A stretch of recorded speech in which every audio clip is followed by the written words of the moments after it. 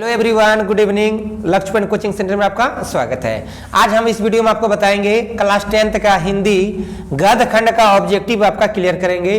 जितना आपका ऑब्जेक्टिव आपको बताएंगे वो एग्जाम की दृष्टि से अति महत्वपूर्ण है। आप ध्यान से देखिए इस वीडियो को। और हमारे साथ कुछ बच्चे भी हैं जो हम आपको एक क्विज के माध्यम से बहुत सरल तरीका से आपको ये ऑब्जेक्टिव जो होगा वो कंफर्म करवा देंगे। और आप भी ध्यान से सुनिएगा तो आपको याद हो जाएगी।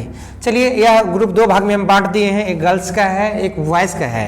इनसे हम क्वेश्चन पूछेंगे, उन्हीं क्वेश्चन को आपको सुनना है और जो ये लोग जवाब देगा, जो गलतियां होगा उसमें हम सुधार करके आपको बोलेंगे। सबसे पहले हम बॉयज टीम से पूछना चाहते हैं पहला क्वेश्चन। गद्य खंड का प्रथम अध्याय आपका जो है वो श्रम विभाजन और जाति प्रथा है। तो आप बताइए, श्रम विभाजन और जाति प्रथा के लेखक कौन है? डॉक्टर भीमराव अंबेडकर। अब गर्ल्स लोग बताइएगा, डॉक्टर अंबेडकर का जन्म किस राज्य में हुआ था? महू, मध्य प्रदेश। Very good. अब बताइए, डॉक्टर अंबेडकर किस वर्ग के परिवार में जन्म लिए थे? बहुत सुंदर। गर्ल्स बताइएगा, जातिवाद के पोषकों द्वारा श्रम विभाजन किसका दूसरा रूप माना जाता है? मजदूरी प्रथा का, जाति प्रथा का, बाल मजदूरी प्रथा का? जाति प्रथा का। Very good. आप लोग बताइएगा, जाति प्रथा के अनुसार श्रम विभाजन का आधार क्या है? पैतृक पेशा। बिल्कुल सही। चलिए गर्ल्स बताइएगा, विडंबना का अर्थ क्या है? विडंबना का अर्थ क्या है? उपहास। Very good. सच्चे लोकतंत्र का पर्याय है? पहला ऑप्शन है जाति प्रथा, दूसरा सुशासन, तीसरा है भाईचारा, चौथा है कानून व्यवस्था। भाईचारा का। Very good. डॉक्टर अंबेडकर के रचनात्मकता के प्रेरक व्यक्ति थे? ज्योतिबा फूले। Very good. आप लोग बताइएगा, बुद्धा एंड हिज धम्म के लेखक कौन है? डॉक्टर भीमराव अंबेडकर। आप लोग बताइए, डॉक्टर भीमराव अंबेडकर का जन्म कब हुआ था? 14 अप्रैल 1891। Very good. आप लोग बताइए, डॉक्टर अंबेडकर की दृष्टि में भाईचारे का वास्तविक रूप कैसा होता है? दूध पानी मिश्रण की तरह। नहीं? Very good. आप लोग बताइएगा लड़की, डॉक्टर अंबेडकर का वंगमय हिंदी के कितने खंडों में प्रकाशित हो चुका है? 21 खंडों में। Very good. अब बताइए, डॉक्टर अंबेडकर के माता का क्या नाम था? भीमा बाई। डॉक्टर अंबेडकर के माता पिता का नाम क्या था? रामजी सकपाल। आप लोग बताइए, डॉक्टर अंबेडकर ने पीएचडी की उपाधि कब प्राप्त की? 1916 में। बहुत सुंदर। आप लोग बताइएगा, the caste in India their mechanism किनकी रचना है? डॉक्टर भीमराव अंबेडकर की। बहुत सुंदर। आप लोग बताइए, मूक नायक क्या है? मूक नायक पत्रिका है। नहीं? चलिए, डॉक्टर भीमराव अंबेडकर की मृत्यु कब और कहाँ हुई? 1956 दिल्ली में। बहुत सुंदर। तो ये मुख्य क्वेश्चन थे आपका। एक और क्वेश्चन आपका यह बन रहा है, लेखक बेरोजगारी का प्रमुख और प्रत्यक्ष कारण किसे मानता है? जाति प्रथा को। एक और क्वेश्चन आप लोग बताइए, लेखक की दृष्टि में आदर्श समाज कैसा होना चाहिए? ऑप्शन है आपका जातिवाद, ऑप्शन इसमें स्वतंत्रता, समता और भातृत्व का भाव हो, दूसरा जिसमें सभी धनी हो, तीसरा जिसमें सभी पढ़े लिखे हो, चौथा जिसमें सभी स्वस्थ हो। जिसमें स्वतंत्रता, समता और भातृत्व का भाव। बहुत सुंदर। ये आपका प्रथम अध्याय से जो क्वेश्चन था इंपॉर्टेंट सब वो आपका हम डिस्कस करा दिए। अब दूसरा अध्याय आपका है 20 के दांत। अब लड़का बताइए, 20 के दांत के कहानीकार कौन है? नलिन बिलोचन शर्मा। बहुत सुंदर। आप बताइए, 20 के दांत कहानी किस वर्ग के अंतर विरोधों को उजागर करती है? ऑप्शन है आपका मध्यम वर्ग, दूसरा है उच्च वर्ग, तीसरा है निम्न वर्ग, चौथा है दलित वर्ग। मध्यम वर्ग। बहुत सुंदर। आप बताइए, नलिन बिलोचन शर्मा कौन सी भाषा भाषी थे? भोजपुरी। आप लोग बताइए, सेन साहब की मोटर कार थी? स्टीमर इंड। सेन साहब की मोटर कार किस रंग की थी? काले रंग की थी। सेन साहब खोखा क्या बनाना चाहते थे? इंजीनियर बनाना चाहते थे। मदन के पिता क्या नाम था? गिरधर लाल। किसे मोटर की चमक दमक को कोई खतरा नहीं था? खोखा से नहीं होगा। आपका ऑप्शन देखिए, खोखा से, मदन से, पड़ोस के बच्चों से, सेन साहब की पुत्रियों से। हाँ, सेन साहब की पुत्रियों से। आप बताइए, नलिन बिलोचन शर्मा की स्कूल की पढ़ाई कहाँ हुई? पटना कॉलेजिएट स्कूल में। मदन ने कासू कितना दांत तोड़ डाले? 2 दांत तोड़ डाले। खोखा किसको कहते हैं? कासू को। अभिषेक, हालत खराब हो जाती। बताइए, मदन की उम्र क्या थी? 5 से 6 वर्ष। कासू मदन के साथ किस खेल में शामिल होना चाहते थे? लट्टू के खेल में। बहुत सुंदर।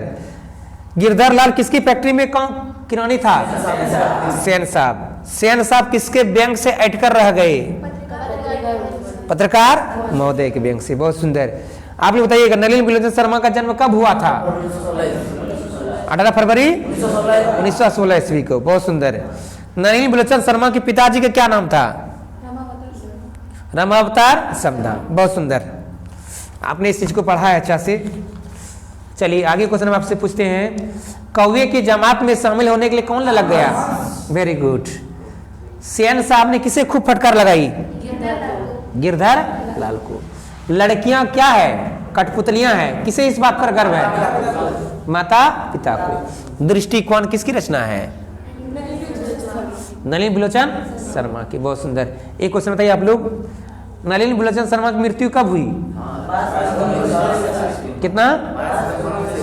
12/1961। बहुत सुंदर। तो ये आपका दूसरा अध्याय का महत्वपूर्ण क्वेश्चन था। अब हम आपको तीसरा अध्याय से स्टार्ट करते हैं। बताइए, भारत से हम क्या सीखे के कहानीकार कौन है? Max Muller. आप बताइए आप लोग, मैक्स मूलर ने सर्वित संपदा और प्राकृतिक संदर्भ। क्वेश्चन बोलने दीजिए। चलिए, आप लोग याद किए इसलिए आपको याद है। आप बताइए, दूसरा आप लोग बताइएगा, मैक्स मूलर कौन सी भाषा में बाल्यकाल में ही निपुण होकर कविता लिखने लगे थे? ऑप्शन है संस्कृत, लैटिन, अंग्रेजी, अमेरिकन। लैटिन भाषा में। बहुत सुंदर। आप लोग बताइएगा, मैक्स मूलर ने हितोपदेश का अनुवाद कौन सी भाषा में करवाया? जर्मन में।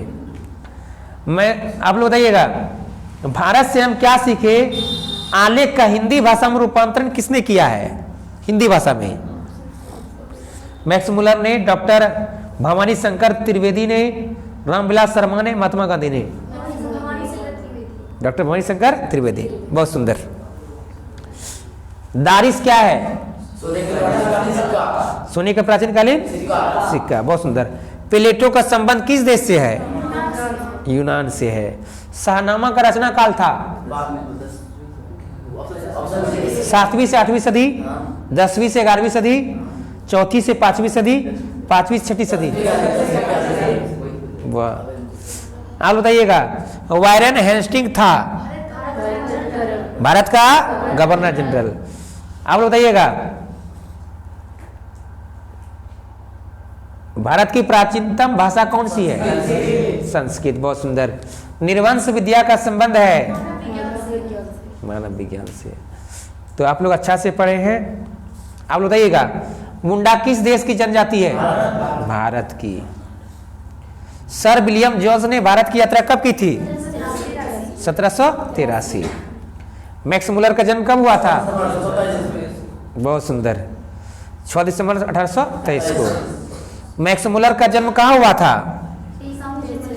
डेसाउ जर्मनी में। बहुत सुंदर। बताइएगा, मैक्स मूलर की मृत्यु कब हुई? तो गाइज आप लोग देख रहे हैं, ये क्लास 10 की बच्चा लोग है, बहुत मेहनत किया है, जिस कारण से यह ऑप्शन से पहले ही आपका आंसर आ चुका है, आ जाता है। तो इन लोग मेहनत किया, जिसका आज परिणाम मिल रहा है हमको। आज हमें भी अच्छा लग रहा है इनसे पूछने में। चलिए, आपका नेक्स्ट अध्याय, नाखून क्यों बढ़ते हैं। बताइए, नाखून क्यों बढ़ते हैं कि कहानीकार कौन है? हजारी प्रसाद द्विवेदी। बताइए, नाखून क्यों बढ़ते हैं, ये गद्य की कौन सी विधा है? क्या है? ललित निबंध। बहुत सुंदर। बताइए, द्विवेदी जी को आलोक पर्व पर कौन सा पुरस्कार मिला? साहित्य अकादमी पुरस्कार। बहुत सुंदर। बताइए आप, मनुष्य को नाखून की जरूरत कब थी? जंगली जीवन में। असुरों के पास नहीं थे? किसके अस्त्र? लोहे के अस्त्र नहीं थे। नगधर मनुष्य किस पर भरोसा करके आगे की ओर चल पड़ा है? किस पे? एटम बम पर। Very good. आप लोग बताइएगा, कौन नाखून को जिलाया जा रहा है? प्रकृति। Very good. दंतावली का अर्थ है दांत का सहारा लेकर। Very good. आपको सब क्वेश्चन याद ही है, अच्छा लग रहा है। चलिए आप लोग बताइएगा, कौन सी रचना हजारी प्रसाद द्विवेदी की नहीं है? कौन सी रचना हजारी प्रसाद द्विवेदी की नहीं है? बताइएगा। पहला है आपका ऑप्शन अशोक के फूल, माटी की मूर्तें, बाणभट्ट की आत्मकथा, हिंदी साहित्य का आदिकाल।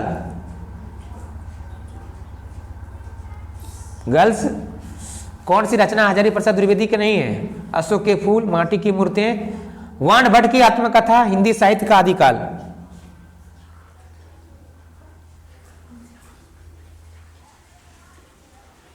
सोच लीजिए, कोई दिक्कत नहीं है। क्या? माटी की मूर्ति। चलिए सही आंसर है आपका माटी की मूर्ति। आप लोग बताइए, द्विवेदी जी ने निर्लज अपराधी किसे कहा है? नाखूनों को। कामसूत्र किसकी रचना है? वस्य यानी कि नहीं। सिख थक का अर्थ होता है मॉब। महाभारत क्या है? पुराण है। बहुत सुंदर। किस देश के लोग बड़े बड़े नख पसंद करते थे? गौड़ देश। हिरोशिमा कहाँ अवस्थित है? जापान में। आप लोग बताइएगा, महावीर प्रसाद द्विवेदी का जन्म कब हुआ था? 1907 में। हजारी प्रसाद। कौन मनुष्य का आदर्श नहीं बन सकती? बंदरिया। Very good. आप लोग बताइए, नख किसका प्रतीक है? पशुता का। पृथ्वीराज रासु किनका संपादन है? हजारी प्रसाद द्विवेदी की। Very good. हजारी प्रसाद द्विवेदी की मृत्यु कब हुई? 1919 में। तो इस प्रकार ये आपका चतुर्थ अध्याय जो था वो खत्म हो गया। अब एक और अध्याय आपको बता देंगे, नागरी लिपि। बताइएगा आप लोग, सुनिए गौर से सुनिए। आप लोग बताइए, हिंदी भाषा की लिपि है देवनागरी लिपि। नागरी लिपि के लेखक कौन है? गुणाकर मूले। गुणाकर मूले का जन्म किस राज्य में हुआ था? महाराष्ट्र। चलिए नेक्स्ट क्वेश्चन आप लोग बताइए, गुणाकर मूले की शिक्षा की भाषा क्या थी? हिंदी, अंग्रेजी, संस्कृत, मराठी? मराठी। Very good. आप लोग बताइए, गुप्त काल से किस लिपि का संबंध है? गुप्त काल से सिद्धा, ब्राह्मी, देवनागरी, गुजराती? ब्रह्मी। क्या बोले? ब्रह्मी। चलिए वेरी गुड। गुणाकर मूले की रचना है बहादुर, विष के दांत, नागरी लिपि? कोई नहीं। नागरी लिपि। दूसरा बताइए, बेतमा कहाँ है? बेतमा इंदौर के पास। आप लोग बताइएगा, अमोद वर्ष कौन था? अमोद वर्ष प्रख्यात राष्ट्रकूट राजा। Very good. हिंदी के आदि कवि कौन है? सरहद पाद नहीं। चलिए सिद्धम क्या है?